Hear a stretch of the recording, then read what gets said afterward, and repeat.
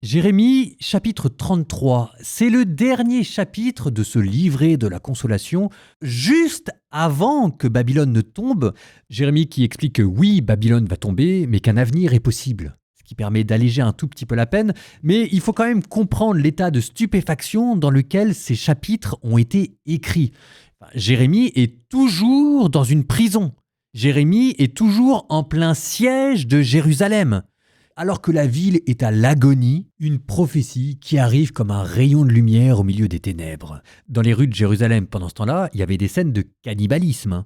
On en était là. Bon, Jérémie est toujours dans sa cour de garde enfermé, une sorte de prison royale. Ces prophéties dérangent le roi Sédécias, qui n'a pas du tout envie qu'on lui dise qu'un avenir est possible après avoir perdu, parce que lui, il n'a pas envie de perdre. Il veut continuer la guerre. Pourquoi, comment? Il y a toujours une sorte de mystère là-dedans.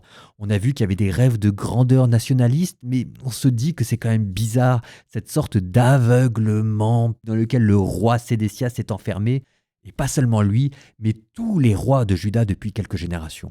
Je vous rassure, dans quelques chapitres, on aura la réponse grâce à Jérémie. C'est dans cette cellule de prisonniers que Jérémie continue de recevoir un des plus grands messages d'espoir de l'Ancien Testament. Vous aviez déjà eu, à travers un signe prophétique, l'achat d'un champ, mais cette fois-ci, c'est une prophétie, c'est un oracle. Vous aviez le geste, vous avez maintenant la parole. Ça vous prendra en verset 3, une phrase qui vous dit « Invoque-moi et je te répondrai ». Dieu qui, dans la détresse, continue d'accompagner son peuple. C'est ça ce que ça veut dire. Dieu ne nous abandonne pas, même au plus profond de la détresse. Invoque-moi et je te répondrai, je te révélerai des choses grandes et cachées que tu ne connais pas. Oh, ça, c'est toujours Dieu. Sa réponse, c'est à la fois très beau et en même temps, on aimerait bien en avoir d'autres. Dieu qui vous dit que tout ça, ça fait partie d'un plan. Un plan qui nous dépasse, qu'on ne peut pas comprendre, mais ça fait partie d'un plan. C'est à la fois rassurant et en même temps, ça fait peur. Bon, ça, vous voyez, ce chapitre que vous allez entendre, vous pouvez évidemment penser à Jérémie dans sa prison, mais de se dire que Dieu, même dans nos ténèbres, même quand nous sommes emprisonnés dans des situations, on ne sait pas comment s'en sortir, Dieu nous explique qu'il a un plan pour nous. Un jour, tout s'expliquera. Il dit, je te révélerai des choses grandes et cachées que tu ne connais pas encore. Enfin, c'est à la fois quelque chose qui nous fait frémir parce que ça nous fait peur. D'une certaine manière, on n'a pas envie de les connaître. On n'a pas envie de connaître ce plan qui nous déplace. On voudrait simplement vivre de manière confortable et éviter toutes les horreurs. C'est quelque chose d'horrible, on n'a même pas envie d'y croire, et pourtant c'est ce que la vie nous apprend jour après jour. Jérémie, chapitre 33.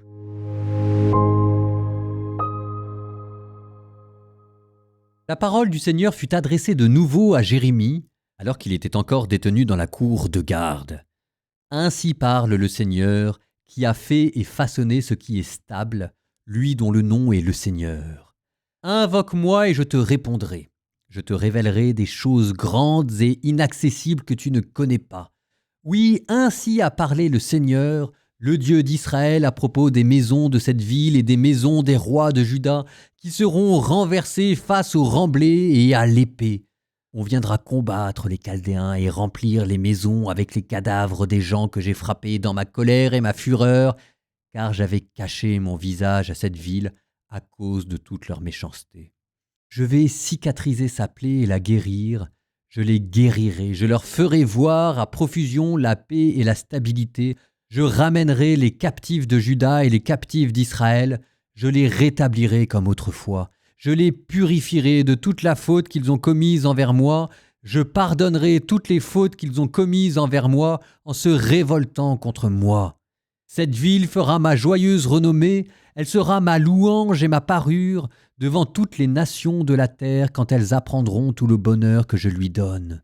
Elles frémiront de crainte en voyant tout le bonheur et toute la paix que je lui donne.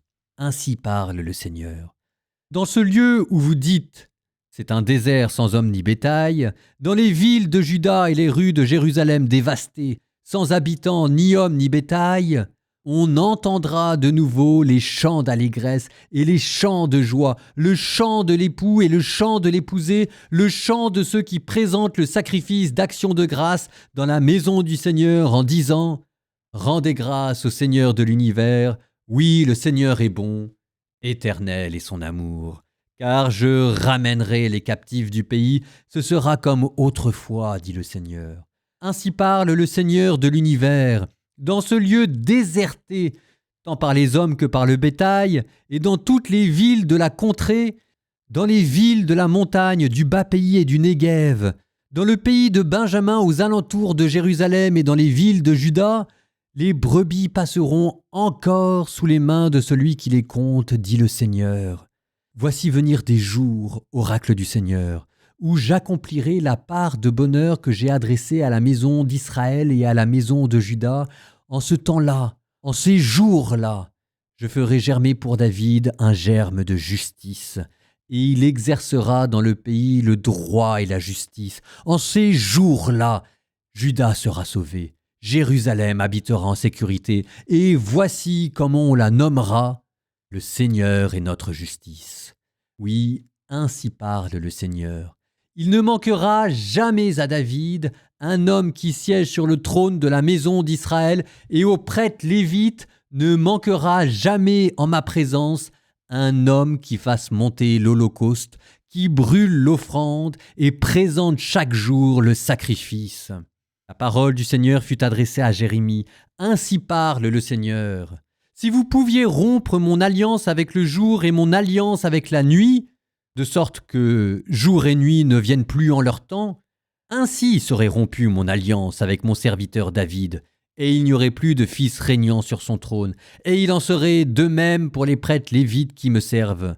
Autant que l'armée du ciel est impossible à dénombrer, autant que le sable de la mer impossible à compter, ainsi multiplierai-je la descendance de mon serviteur David et les Lévites qui me servent. La parole du Seigneur fut adressée à Jérémie. N'as-tu pas remarqué ce que disent les gens de ce peuple ? Le Seigneur a rejeté les 2 familles qu'il avait choisies. Et en parlant ainsi, il méprise mon peuple, qui n'est plus pour eux une nation. Ainsi parle le Seigneur. Si je n'avais pas établi mon alliance avec le jour et la nuit, ni les lois du ciel et de la terre, alors je pourrais aussi rejeter la descendance de Jacob et de mon serviteur David, et ne pas prendre en elle ce qui gouverne la descendance d'Abraham, d'Isaac et de Jacob. Mais non, je ramènerai leurs captifs. Pour eux, j'aurai de la compassion.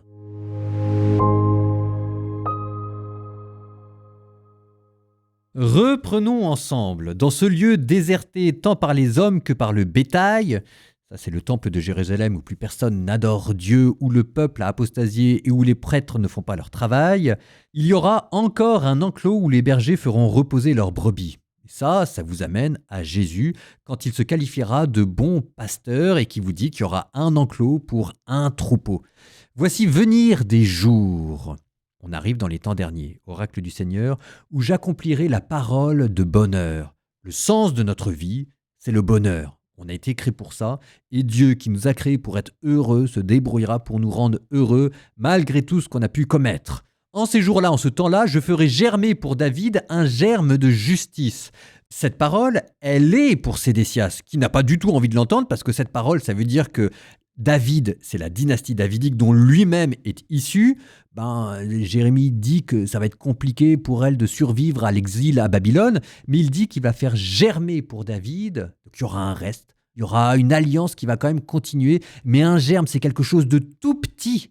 Un germe, c'est peut-être très bien parce que ça veut dire que votre famille continue de vivre, mais un germe, ça veut aussi dire que vous oubliez le temple, vous oubliez l'or des palais, vous oubliez tout ça, ça va être une existence humble et cachée.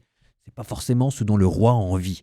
Je ferai germer pour David un germe de justice. Et là, il y a une pointe, c'est pour dire aussi à Sédécias que toi qui as été un roi corrompu, tes fils ou tes petits-fils qui viendront derrière toi, ils auront une existence humble et cachée, mais au moins, ils ne seront pas corrompus, ils diront et ils proclameront la justice. Et il exercera dans le pays le droit et la justice. Et puis ensuite, vous aviez ces phrases qui sont très belles. Ainsi parle le Seigneur. Si vous pouviez rompre mon alliance avec le jour et mon alliance avec la nuit, de sorte que jour et nuit ne viennent plus en leur temps, ainsi serait rompue mon alliance avec mon serviteur David, il n'aurait plus de fils régnant sur le trône. Donc si vous pouviez rompre mon alliance avec le jour et mon alliance avec la nuit, c'est-à-dire la même puissance qu'il y a dans l'acte créateur, Dieu qui continue de soutenir l'univers dans l'existence, qui continue de veiller à ses lois et à ses gouvernements, c'est cette même puissance qu'il y a dans l'alliance avec David. Ça vous donnera les paroles de Jésus en vérité, je vous le dis, le ciel et la terre pourront passer. Pas un iota, pas un menu trait de la loi, elle, ne passera que tout cela n'ait été accompli. C'est plus facile pour le jour de s'éteindre que pour Dieu d'oublier sa fidélité à David, son serviteur. Alors que David, on l'avait vu, il n'était pas parfait. Bon, ça vous rappelle que Dieu vous aime. On vit des situations qui sont parfois très compliquées. Qu'on a quand même aussi l'art et la manière de nous mettre nous-mêmes dans des impasses. Et que oui, il y aura des humiliations, mais si jamais il faut passer par le joug de l'humiliation pour apprendre ce que c'est que l'humilité, la justice et le vrai bonheur, Dieu nous aime. Dieu nous aime. C'est pour nous qu'il a créé l'univers. Il ne faut jamais l'oublier. Nous terminons par une prière. Au nom du Père et du Fils et du Saint-Esprit. Amen. Seigneur, toi qui veux à nouveau faire entendre le chant de l'époux et le chant de l'épousée, le chant de ceux qui présentent le sacrifice d'action de grâce, Seigneur, nous te confions nos ténèbres et nous te demandons la grâce de l'espérance. L'espérance qui rend toute chose légère, l'espérance qui est comme une petite lampe au milieu d'une prison, mais qui nous fait dire qu'un jour nous te louerons encore. Pour l'instant, nous n'y arrivons pas, parce que nous sommes dans la détresse, mais un jour, Seigneur, nous savons que nous aussi nous serons rétablis, et qu'avec les anges dans le ciel, avec les saints qui t'ont toujours aimé, nous pourrons dire, nous aussi, rendez grâce au Seigneur de l'univers. Oui, le Seigneur est bon, éternel est son amour.